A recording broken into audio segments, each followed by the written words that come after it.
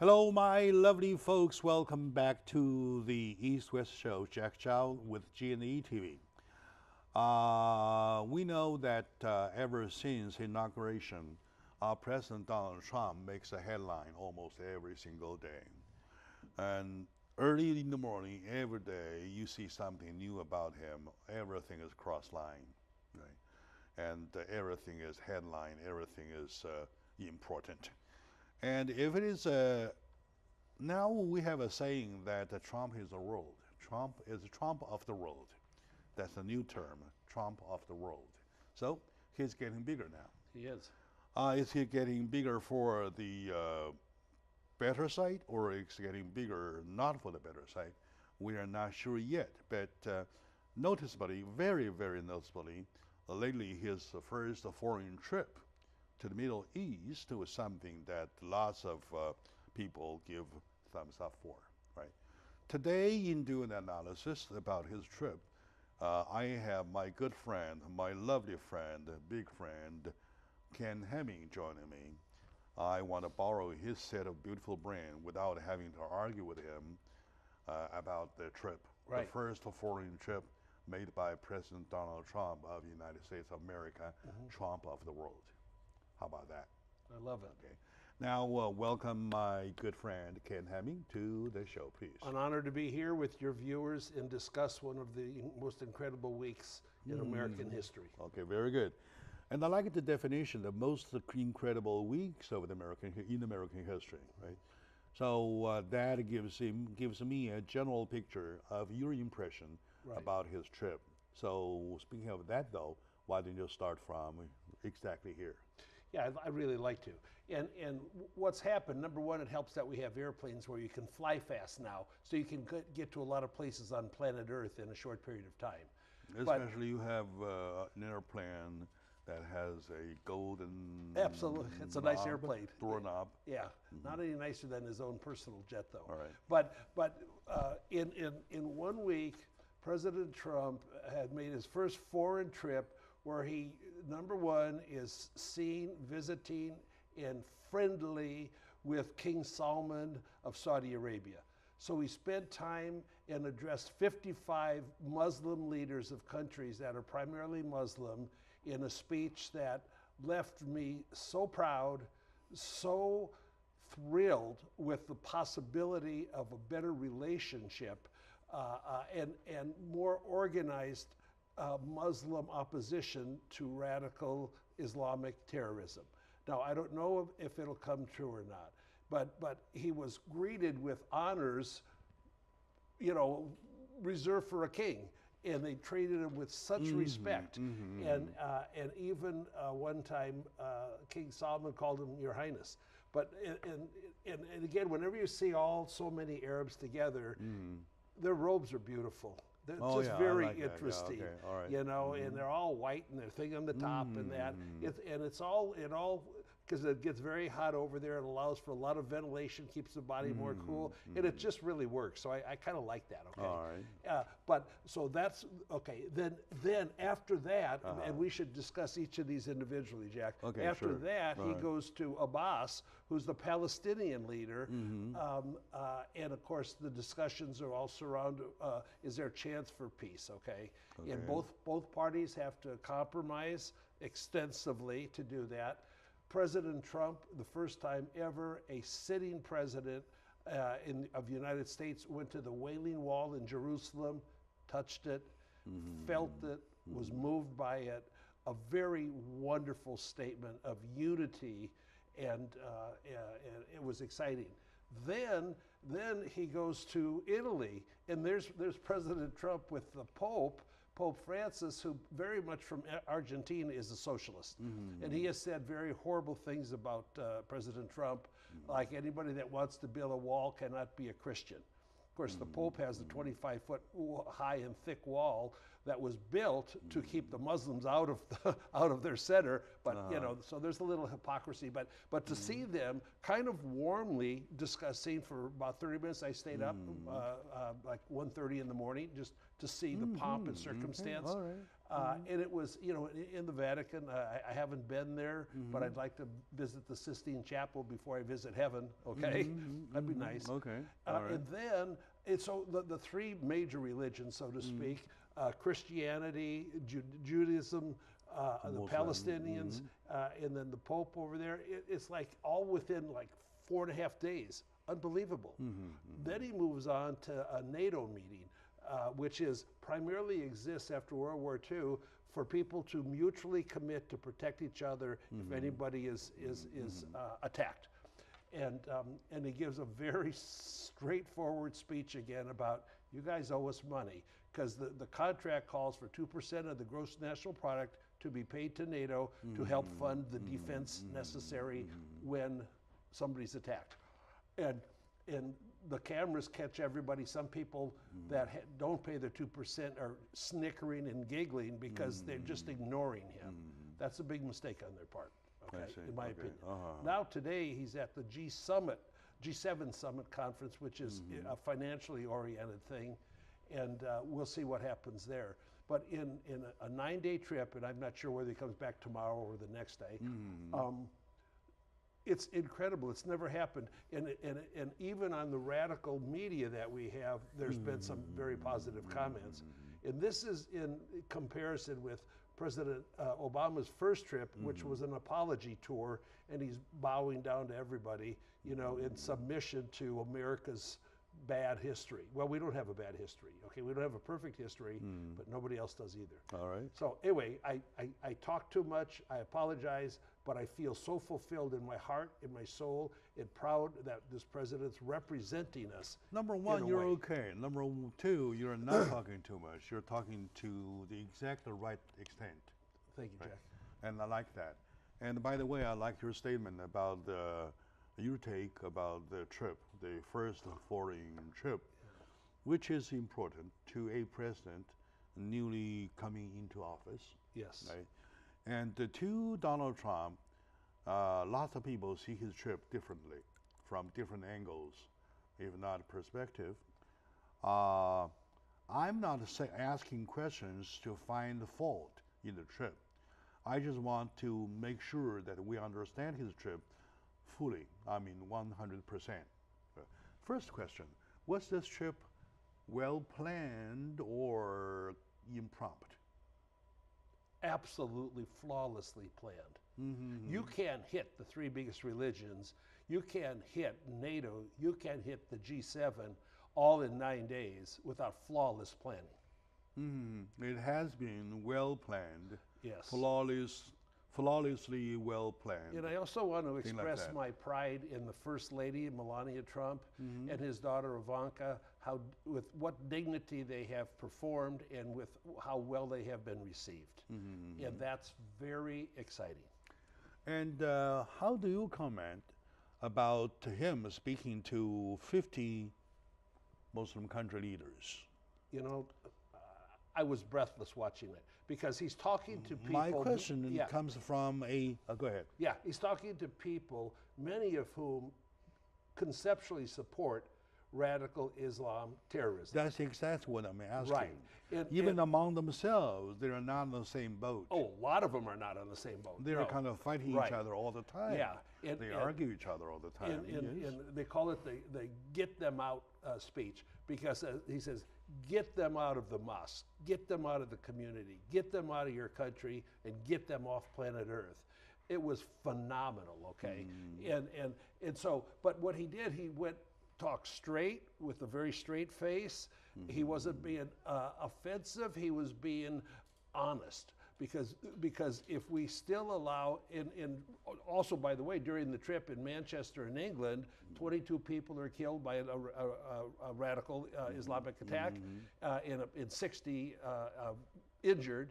And then yesterday, a guy killed, a Muslim guy killed 2 people in America. So it's happening all the time. And unless the Muslim community really tries to cleanse itself of that radical element, understood. It I will understand just continue very growing. much. I understand So he very told much them the yes, truth. He yes. said, you have to do this. What, in your eye, what have gotten all the 50 leaders of different countries in that area who never agree to each other Right. all the time together. Well- Was it because it was a call from the United States? Was it a call to say, hey, let's see whatever this guy wants to say? I don't think President. Or was it because they do realize they have somehow a common ground? Something like that? Well, the common three, ground is the common enemy of radical What Islamic is- terrorism. what But is how it the- happened, What got them together? it could not have happened without King Salman of Saudi Arabia making it happen, because he's the leader of pretty much the Arab world. Okay, and so. He invited these people, and it was so great to watch because it's very hot over there. And when these leaders, like 55 of them came in 55 black Mercedes. It looked like the same guy coming in and going out. A lot from Africa too, by the way, which is very significant. There's very You're serious saying that things it was the call of King Solomon that allowed it to happen. that allowed that to happen, or I that believe made that. that to happen. I believe that. All right. In other words, And President Trump. of course. Yeah. In other words, they gave their credit to King Solomon. Well, I never heard the credit articulated. However, to pull together that many leaders, many of which have adverse feelings for President Trump, That's exactly was a miracle. That is a actually miracle. that is exactly the part that amazes everybody. Yeah, it is. How come this guy got all the 55 together Right. under one roof? Right. And It- other than that moment, they might be fighting each other. In the pomp and strangle cir- each other, the magnificence and pomp and circumstance of these phenomenal Arab palaces in meeting areas. Okay. okay. I mean, their tan leather chairs over there probably buy a house with them over here. I mean, it was just incredible. I want to sit. It's in too one. hot for leather chair anyway. Yeah, right. Okay, my dear audience, today with Yeah. my dear friend Ken Hemming, we're having some good time because we start to see our president Donald Trump's doing things right. I say it, Ken would not agree with me, but doing things right is really a good thing. It's a positive thing to talk about. Anyway, we are doing our analysis for his latest visit to 5 countries. We call it the first presidential trip of President Donald Trump. Let's take a short moment out. When we come back, we'll continue from exactly at that point on, still from the 55 country leaders all got together under one roof. That is so amazing. Stay with us, please.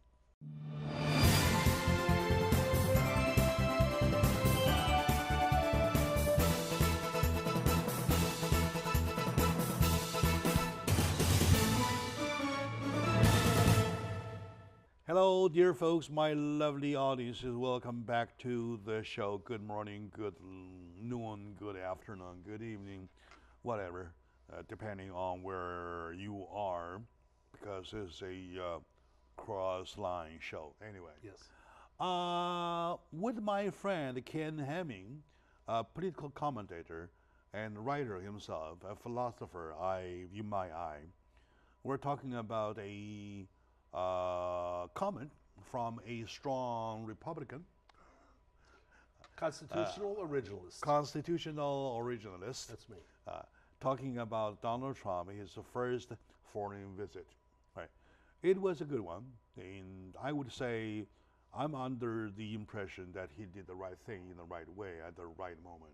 Right. Okay. Now, talking about the most amazing part, how he could got all the 55 leaders of different countries to come under one roof. Right. That's one thing. Very That's nice one very important thing. Yeah. You mentioned King Solomon or Saudi Arabia, and that's one of the factors. But other than that, could that be anything or by any extent, a fact that they all want to see?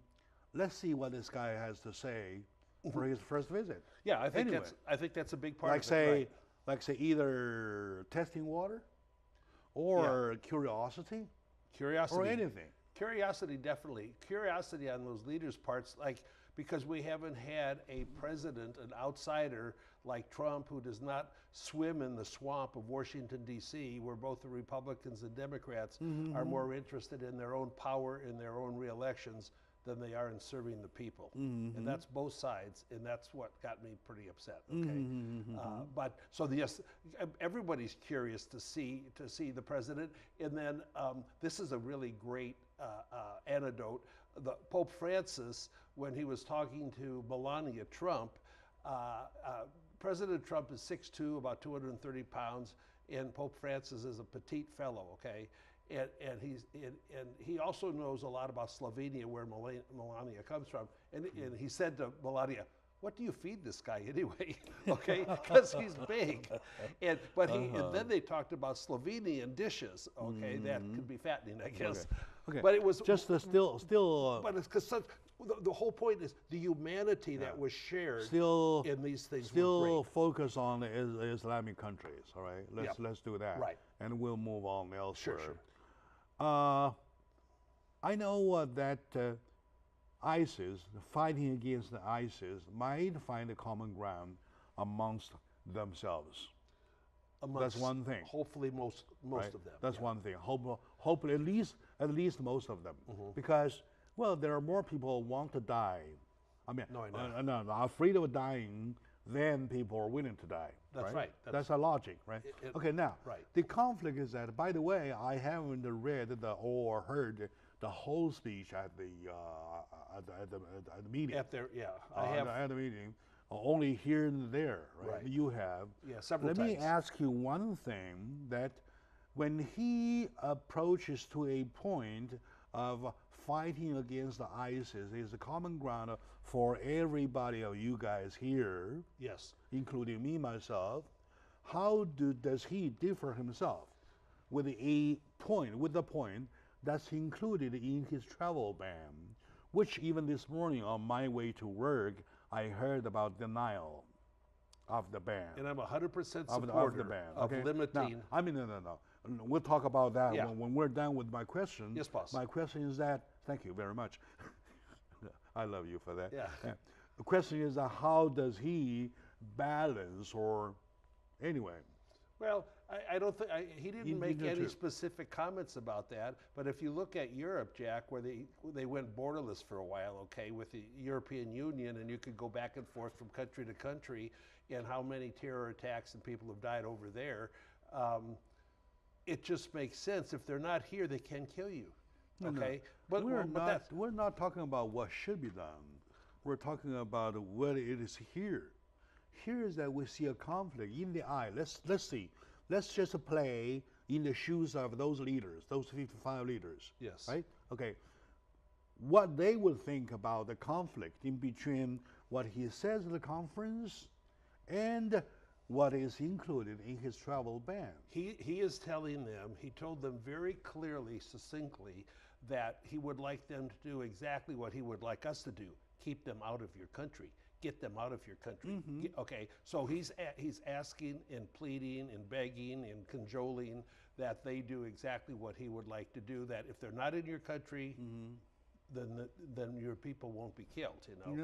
And so it was very consistent with that. Problem is that when he issued, get them off planet Earth. The problem is that when he issued the travel ban, he did not issue the travel ban going against the individuals, ISIS individuals. He just to put the country's name there. It should be, because those are the countries that are creating Suppose these if you were a leader of that country being banned of your people traveling, so you would think you will be supporting whatever Donald's promoting at the conference? Oh, I think it's reasonable to think that, because the acts of terrorism in the last 10 years, whatever, have been 99% radical Islam, all right?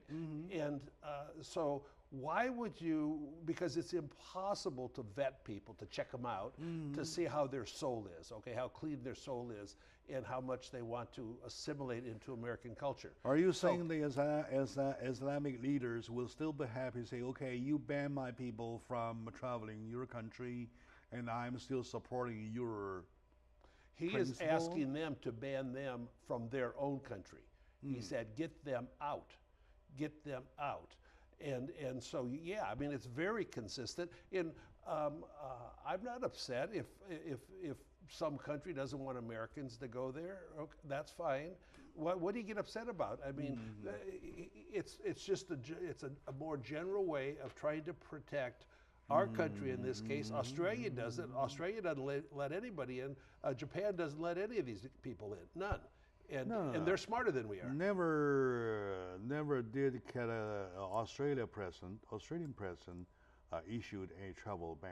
Well, he's asking these countries to do the same thing, that to get the people out, ban them from your country. Now in Australia, they have a separate island that people have to spend months on in their vetting process before they're allowed on the main island of Australia. So Australia and Japan have done fantastic jobs of keeping potential terrorists out of their countries. And that's all President Trump's trying to do, is to protect you and me, my daughter, my granddaughters, your son, all of that. And it seems reasonable. Why? To me, the question is, why let them in? If you understand. And why would it be overturned? Why would it be denied by the Supreme Court? Because the president does have absolutely the power to do exactly what he did in his ban. And these activist jurists, okay, that are activists, they're very totally radical left that ignore the Constitution in its depth of meaning and are just obstructionists to the president. And when we get to the Supreme Court, because this will go there, it will not be banned. It will not be overturned. It will be allowed to be in effect. All right, that's my prediction, and I'll put. All right, let's see what a figure on. Okay, what happened? Another $100? Another $100, absolutely. Another $100. Because it's clear, and other presidents have done the same thing. But what these guys are saying is, they're saying, well, President Trump specifically mentioned Muslims on the campaign trail. The campaign trail should have absolutely no impact on the thinking of a jurist in application of the power of the president and able to make decisions about who comes to our country. And they're just destructive jurists. In addition to call upon a war against the ISIS in the speech, was there anything else? Well, the main thrust of substance of his words were that we can't do it ourselves, America. And the same thing with NATO. We're not going to pay for it all ourselves, but we can't do it ourselves without you participating and leading. It's up to you to rid yourself of this evil in your areas, because we can't go everywhere. We can't find them. We can't do it. You know who they are, you know, and you need to look at the mosques and see what they're preaching in there. And the encouragement for terrorism there is incredible. So he's saying, we will not succeed unless you all, 55 countries, work together and take an active position. I've always been very depressed that the leading Muslims in America, they don't verbalize against it, you know, and obviously there's hatred that's preached in some mosques, not all of them, of course, but in some that really put out, help plan terrorist acts. That makes some sense. I do agree with you, because one thing for sure, he says that we don't know who they are. You're the ones recognizing them. You know them, right? Yeah, that's right. You know them better than we do. Right, okay. Exactly. That makes some sense, yeah. Okay. Except the part that I do not agree with this one, I do agree. Okay. Now, in the speech, he mentioned the Palestinian problems quite a few times. Right. What's your statement on that? What's your take on that, please? Well, the thrill of President Trump spending time with Netanyahu of Israel and Abbas of Palestine, there's no country there, but of that group. Netanyahu had twinkles in his eyes, smiles on his face, because he said for the first time in his life, and he's been alive a long time, he does see real hope and chance and possible opportunity for some sustainable peace. And Abbas is the real essence, whether anything can happen, is does Abbas have the power and the influence over the radicals that want terror and want to destroy Israel and all that? or do these radicals that want to destroy, not recognize Israel, have more power over Abbas? If he can influence them into some compromises, there's a chance. If they run their own terror groups without any possibility of compromise, then peace will not be possible. To my understanding, I would say the following. Yes, sir. That on this global earth today, of nowadays, anybody who can put them together, must be the king. Must be the king of earth. I know. Yeah. Do you think Trump will do the job? I think if anybody can I'm do still the very job, it will be him. Right? Yeah. Optimistic. If anybody can, it will be him. It won't be the next president. It won't be. It Or won't be the nobody next can. leader of Israel. It won't be the next leader of Palestine. Right. Okay. Because see, he sees the world differently. Because he just knows. But so far, successes can happen if you keep so working far, at it. so far, the two are kind of looking at each other happy. Joyously. Yeah. And when you've got the president. No ugly faces. No not at faces all. to each other. Netanyahu's like a school kid, happy because he knows President Trump has reestablished that America has the back of Israel. Okay, and they didn't, President Obama and Netanyahu were not close. Well, Israel, no problems, are our ally, right? But to Palestinians, for them to accept that we know that you guys are allies, and I'm kind of 1 against 2, there's a 1 against 2 situation. But President Trump is also right there with Abbas, talking to him about how we could succeed in a two-state solution. There's got to be borders. They've got to be friendly. They've got to accept that they each deserve to exist, and that terror in murder, heinous murders of just, Israeli kids in that. For almost 1,200 years, they never resolved their problems, right? They are enemies almost since ever history started ever. So there's been in the whole Mideast area. Okay. And this is I hope in my lifetime something positive happens. But that means you decide to live very long. That's true. 1,200 more years. Yeah. So I look bad now. Just think how I looked then. For some 30, 50 years already.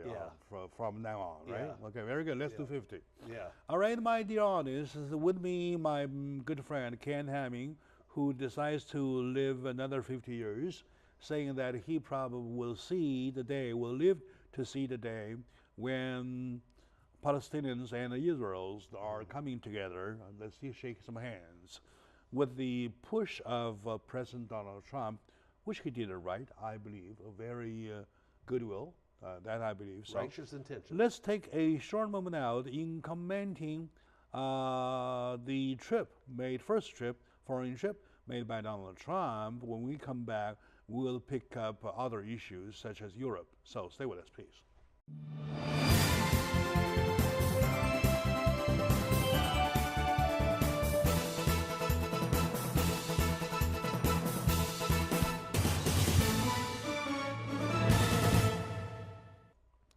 Hello, my dear friends, my dear lovely audiences, my dear fellow Americans. Welcome back to this show. I'm hosting this show with G&E TV for many years, and I do cherish this opportunity. It's a privilege that I got a chance to see all kinds of people, lovely people, everybody, every single one of them, especially my friend Ken Hamming. I wouldn't have known him this much without the show. Without EDI, That's right. without G&E TV. Right? And I'm so honored to be a small part of the EDI family. Thank you very much. Thank you very much. Honor. And he wouldn't be even this handsome without G&E TV. Because of the smile on my face. That's right. I like that. That's good advertising, isn't it? Yeah, it is. Right, very good. I'm on your team. All right, very good. You're on my team. Giving a little comment of the first foreign trip made by President Trump, I myself started to feel a little optimistic of the way he handled international problems. Great. Right? At least he positioned himself, number one, I'm the player, the big player. He really is. Right? Number one. Number two, I'm the big player. It doesn't mean I'm the bank. Right. right? That America's the bank. He said it's not fair to U.S. taxpayers. America needs money too. Right. Right. Right. Okay, I'm only the one because I want to see a better world, and there's a way of doing it. Right. There's a way we can do it. Something Excellent like that. point. Right. Yeah. Those are the point that he made it simple that make me happy. Yeah. Right now. You're right. To the fact that he got all the 55 under one roof, to the fact he even put the Israel leader and Palestinian leader together. Those are the toughest guys of the earth, global earth. That's true. And that's a good thing to do. Okay. Well, yeah, and one thing too, overriding all of this that I didn't make a big point of before is the common enemy for all the Middle East and Israel is Iran, and so they. And the Middle East does not want Iran to have a nuclear weapon. How did he handle Iran? He just called it straight, and I guess you can sum it up in one thing. He said Iran will never have a nuclear weapon, and which would mean there would have to be some violence on. That was not a big part in his speech, wasn't it? No, not a big part of his speech, but it was a very big part. Well, the Iran agreement that we did, President Trump has said that's the worst agreement America's ever done. I believe that. I think it's an act of treason when you aid and abet the enemy, and that's what it is. Plus, you give them $1.7 trillion in cash. Okay. So anyway, but Iran is a common thread enemy to all of the countries in that area. And the rest of the countries agree. Yes, they do, and that's bringing enemies closer together. That'd probably be another common ground, right? Even bigger very ground. big common ground. No, yeah. right. Okay. Now, of course, we noticed that President Donald Trump has taken a very strong position, of U.S. position, in this trip. Yes, sir. There are other factors that might make his position so strong. Do you think the relative oil independence gives America a stronger position too? Your brain is so focused, Jack. You think so? Yeah, because we are becoming more independent, and we can be very independent if we use our natural resources. There's been some recent discoveries of oil reserves, and yes, because Saudi Arabia, primarily creator of oil, producer of oil, has been able to turn the spigot on and off and on and off and keep the prices high and things like that. But if we can turn our own spigots on and off and control the availability of oil according to our needs, energy according to our needs, then they're worried about losing some of their financial strength. Yeah, you're right. Very serious. I'm kind of learned to follow the money, though. Right. And the money still talks in this situation. For him to play a strong position, right, with the ransom saying, hey, so you got to buy from us. Now we are relatively not that much of dependable. We're not desperate. We're not desperately depending. So you agree with me that might give him a little kind of bullet to be that tough, strong. It gives us more influence over their decisions. And the other thing, the biggest oil reserves in the world are in Venezuela, which is a country in utter sad chaos. It's the most clear example of the failure of socialism to economically work. And I mean, people are getting killed down there, the government, it's just really tragic. They've got all these reserves, and they generate all this money. And of course, the richest person there is the daughter of the president, okay, with like billions. And the money's not trickling around to the people, and the people have had it. And so it's a real tragedy down there. Colombia's made a really good recovery with their president. All right. Other factors, such as the big power balance between China, Russia, and the United States, gives the United States a stronger position to play. A stronger position in more chess pieces than the other person playing chess. Yeah, you got to mine more gambling chips. Right. because of the balance of three powers. Yeah. Right. Yeah. And in the balance of three powers, do you think the improvement of U.S. and the China relationship played a big part in it? Well, let's, the great relationships on planet Earth that are critical involve China, America, Russia, which isn't really a big country, but it's a very obnoxious country. Very influential. Yeah, very influential, yeah. And, They're still kind of the Mideast, but yes, because we see this hope in progress with beautiful economic cooperation with China in America. As you all do with your film festival, you try, people are working together better to create better products. Okay. And so it's real exciting. In fact, I don't sit here worried about that relationship anymore. I think President Xi and President Trump, they seem to have a good chemistry, established a friendship, and our ideologies are different, but they're not diametrically opposed to each other. Okay, that's a big thing right there. That's a very good point. Yeah. Altogether, we can say that it is the first foreign visit for Donald Trump. Yeah. People are, either way, left or right, want to see how he performed. And he's doing a wonderful job. Number two, that King Solomon did the call. Yes. Using his big credit that everybody followed. Yeah. That made everybody together under the one roof. And then the U.S. relative independence of oils. Yes. That gave Donald Trump another power to act strongly. Yes, they have to listen to his words more carefully. And fourthly, the major power balances. In other words, the improvement of U.S. and China relationship gives him or gave him already a stronger position. So altogether, he kind of like honestly ready to play strong. Yes, and he's doing it, and he's doing it in a presidential way. And since President Trump's been on this trip, there's been no press conference here to give the radical left journalists, but they're not really journalists, opportunities to pick and try to demean. So I hope they just stop press conferences, and when they have one, it's President Trump, because he'll more answer. It may also be the fact he learned bad lessons with his press releases. Yeah, and there's been no tweets on this trip either. Yeah, that's why. That's why he's getting better that way. Come on. Well, on, well, he got elected. We all pray to learn. Yeah, but he got elected because of tweets, which is good. Okay.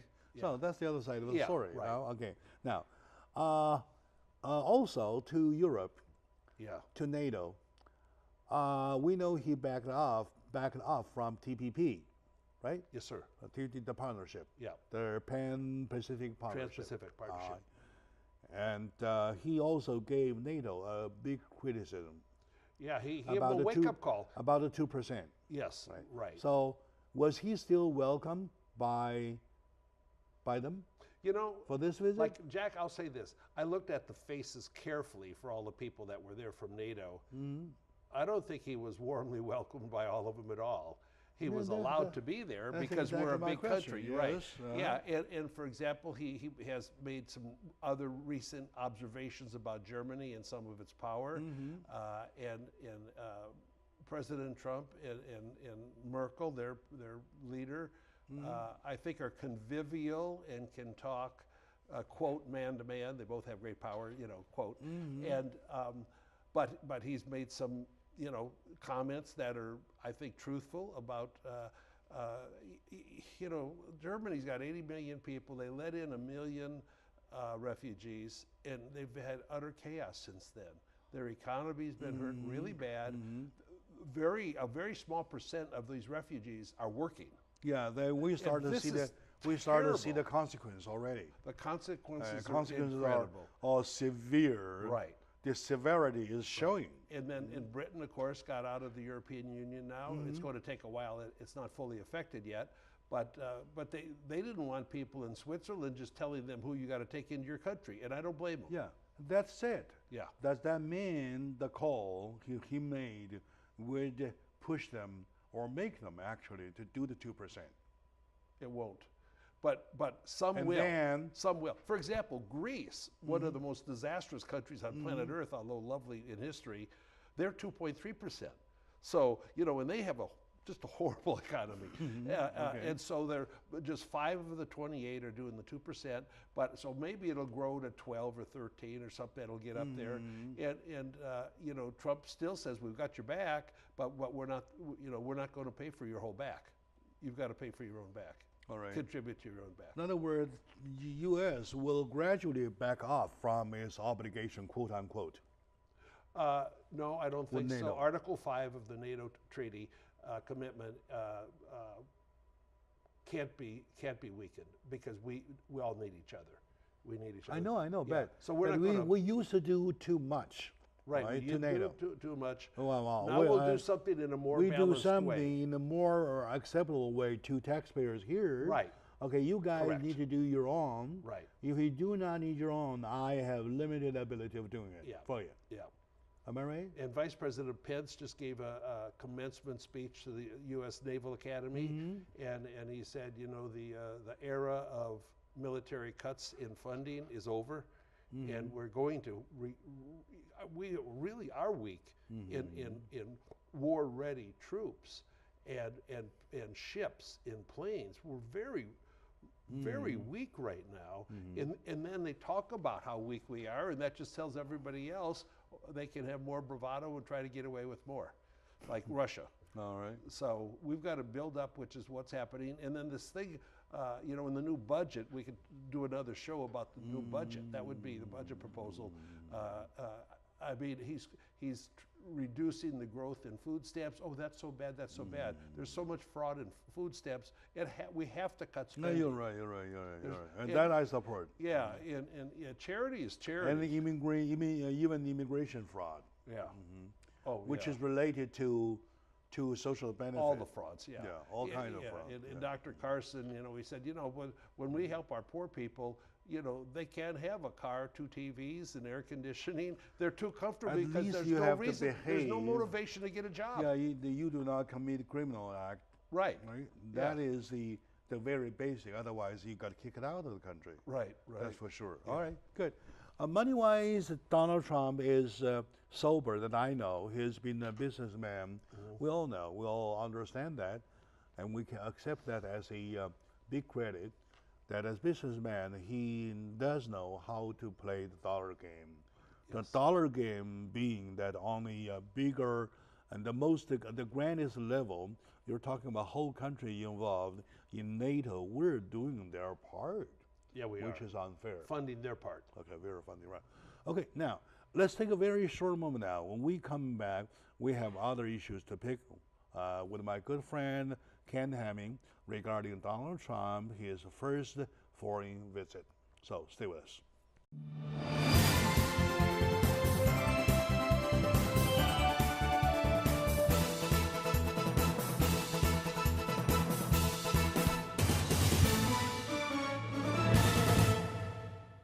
Hello, dear folks, my dear lovely audience. Welcome back to the show. A discussion about Donald Trump. For Trump's first foreign trip is a TFFT. Right. Right. I like this TFFT. Better than TPP. Better than TPP. Yeah. With me, my good friend Ken Hamming, a political analyzer and also a philosopher, a big brother, book writer, CPA. He's everything. I try. You're everything. I try. And of course, he's got a big bank account, saving account. He has no worry about money. You're I share money too, free. I share too much. You're worry-free I about share money. too much. All right, you share too much. Okay, now, we're talking about Donald Trump on his first foreign trip. And last show, we tried to score him to A or A plus, B or B plus, Yes. that range. And today for his visit, at least the fact that he got all the 55 under one roof, though. Unbelievable. Yeah, with the efforts or without the efforts of King Solomon. Right. Is a good thing to do. Yeah. For a whole thing, how do you want to score him? with an A, B, or B plus, or C, or D, or even F? I don't think America has ever had this type of high-level activity in a 7 to 9 day period in its history. And of course, part of it's because you can fly places fast, but it was planned out to hit the religions. You still have to fly. That's it. You have to fly to hit the main religions, to hit the main issues of NATO, funding NATO, and when Trump before said it was obsolete, he was right, because they were not congealing on opposition to terrorism, and so now their focus he's refocused them.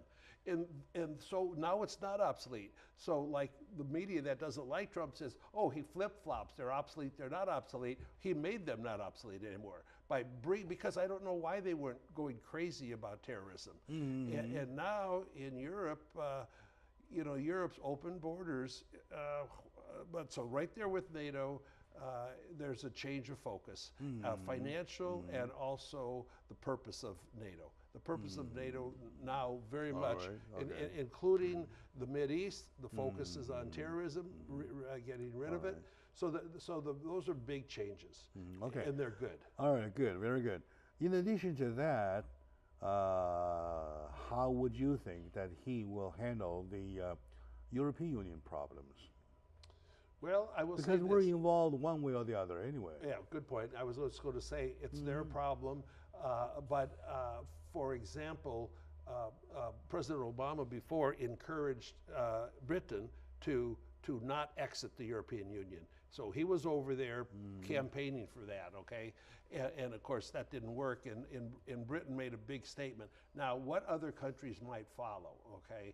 Now, Germany won't. France, we don't know.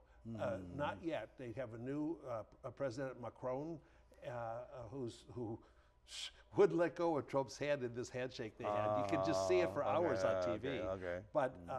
But there's a lot happening over there in these countries in the European Union, and it will take another couple years to see how successful the exit from Britain is to the EU, what impact it has on universal money over there or back to your own country's money.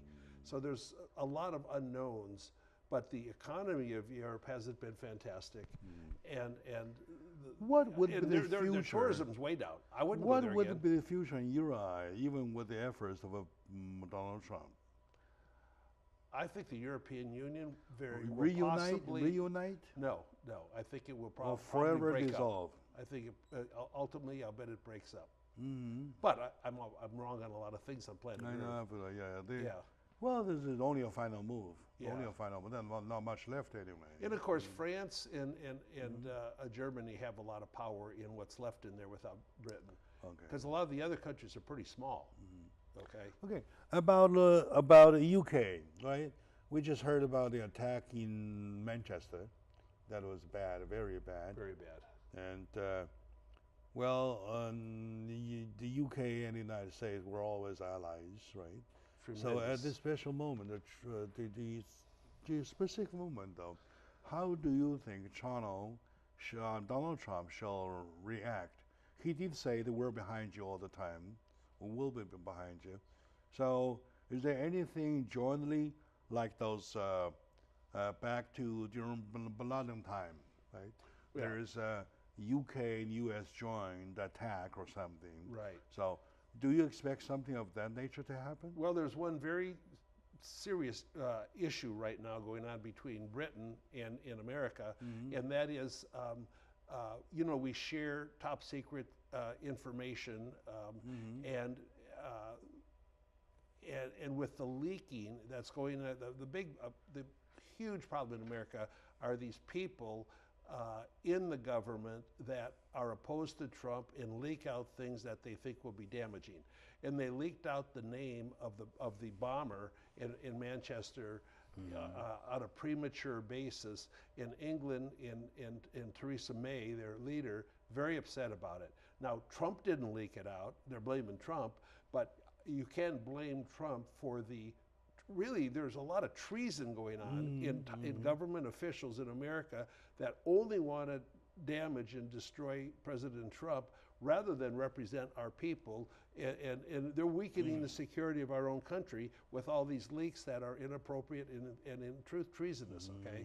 Because they're acts against the safety of America. And so President Trump and Theresa May, they're supposed to be meeting maybe today or something, and talking about that issue. Does it But have they can't anything blame to do? Trump for the the deep state. attack. The attack. Does it have anything to do with the UK decision of taking refugees a year ago? No, I don't believe so at all. They just want to kill.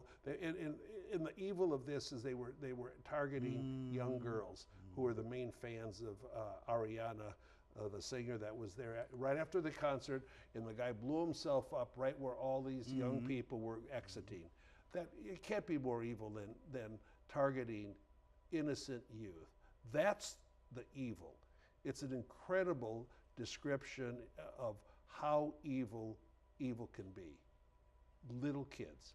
Okay, now, the attacks of that nature, including the ones happening in Germany a year ago and years ago, has not happened in China yet. And why, Jack? Yeah, all right? So You tell me. I'm kind of thinking what caused that as a phenomena, or has a coincidence, or is it that China is too big to be on the list, or China is kind of in a position they shall never take as an enemy or something like that? Well, I'm trying to suck it up. yeah. Something that could be referential. So go ahead, please. Well, What's your take? both China and Russia do have certain areas where Muslims have immigrated to or come into. Oh yeah, China too. And China also, does, yes. but it's not in downtown Beijing, okay, no. so it's in northern province or whatever it is. I can't say it with accuracy. So it hasn't had a chance to grow there. It's away from the Mideast. It's not very close to it, and it just and also China, I believe, probably controls the internet more, where it's harder to get people to commit suicidal acts to kill other people. So if here, I mean, the internet, people can be on there preaching, okay, I want 2 guys from this high school in Moline, Illinois to arm up and kill kids. I mean, that's what's, I've never searched on You're the saying internet. that China has more strict control of the internet, Of communication. and internationally. They're more remote, even though it's a rather big country. They're more remote from the birthplace of Islam there. I see. Yeah. From a beneficial point of view, from an interest point of view, can we say that China tried to cut itself off from the chain? Well, I think both China and Russia, Jack, if they do bad things, they will be treated, they will be punished much more than America does punish. Because, we think terrorists have rights too. No, they don't have rights. They only have a right to die. Okay. And so that's my opinion, and I'll stick with it. But they don't have the same rights as we have under our Constitution. Sometimes we're overboard. We're ridiculous. Of course, yeah, we're foolish. ridiculous, yes. And we have to do the research after research to find the cocktails that would not cause any pain. Right. In that case, why would you execute him? Right. It's a life anyway. Right. Now that you decide to act with execution, you want to cause pain or not pain? I really do think... Here's a joke. Yeah, the most humane way of executing people that have been proven should be executed is a firing squad. In one bullet in the heart, there's no pain. You're just gone. It's gone. And these other things, hanging. I don't want to hang. I'll tell you, I don't think that. I don't want to hang. Okay. Anyway. Yeah. So it's the same thing. It's the same thing. And the other day, I read an old paper talking about lobsters imported from Hong Kong to New York. Yeah. During the way of transportation, they're talking about they are put in a plastic bag which allows no oxygen, supposed to be in basket with oxygen going freely in and out. So, suppose you do so. Yeah. At the destination, do you cook them? Lobsters? I hope not. I don't want to eat them. Yeah. So they've been dead same for a logic. week. Same logic. Yeah. Anyway. we're being too kind, and it's we want to deter those bad guys, but we're not deterring enough. Yeah. Right. Our radical left is giving more civil rights to felonious illegal immigrants than to Christian Americans. Well, And that could be a subject for another day. Yes, sir. But for today, I believe we're done commenting on the first foreign trip for Donald Trump, right? I think it was substantive. Yes, today. yes, this is very good. Very good. This is this TFFP. Right. No, TFFT. Yeah. Right. Trump's first foreign trip. Right. Right. Good. It's very well done. I gave him a thumb up. That's a good. Yes, I'm good proud thing of you, to President notice. Trump. And his performances, both there and Europe, was good. Yeah. And well, of course, let's see what happens the next move. You know, he probably doesn't want to come home. He gets more respect over there than here. All right, then stay over there. Yeah, All right, stay good. over. Okay. Thank you, my dear audiences. I appreciate the fact that you like the show. Thank you, Jack. And to my dear friend And your Ken, viewers. thank you very much for sharing. Such an honor for me to be here. Thank you. And it's one of the very few shows that you and I did not argue. Well, how can you argue about hope for peace? All right, good. Anyway, You know, all right, we start to see hope of peace.